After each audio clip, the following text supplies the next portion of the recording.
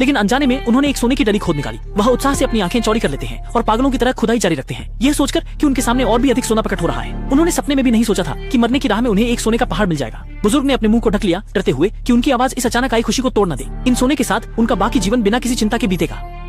लेकिन वह नहीं जानता था कि ये सोना उसे अंतहीन गहराई में खींच ले जाएगा। बूढ़ा आदमी सारा सोना लेकर शहर की ओर चल पड़ा। वह नई जिंदगी शुरू करने की तैयारी कर रहा था, लेकिन किस्मत की क्रूरता फिर से आ गई। हार चुके नाजी सैनिकों का एक समूह उसके रास्ते में आ गया और सोना देखकर तुरंत लूटपाट शुरू कर दी। हालांकि बुजुर्ग व्यक्ति अत्यधिक नफरत से भरा हुआ था, लेकिन इतने सारे सैनिकों के सामने वह केवल चुपचाप सहन कर सकता था। परंतु उसे यह उम्मीद नहीं थी कि सैनिक इतने निर्दयी होंगे। उन्होंने न केवल उसका सोना छीना, बल्कि उसकी प्यारी छोटी कुत्ते को भी नहीं छोड़ा। इससे बुजुर्ग व्यक्ति पूरी तरह से क्रोधित हो गया। अभी बुजुर्ग का मजाक उड़ा रहे सैनिक का सिर अगले ही पल छेद दिया गया। दूसरे सैनिक को प्रतिक्रिया करने का मौका भी नहीं मिला और बुजुर्ग ने उसकी कमर में छुरा घोंप दिया। आवाज सुनकर एक सैनिक ने मशीन गन उठाकर अंधाधुंध फायरिंग शुरू कर दी, लेकिन सारी गोलियां उसके साथियों पर ही लगी। एक पल भी नहीं बीता और सभी सैनिकों को मुफ्त का खाना मिल गया।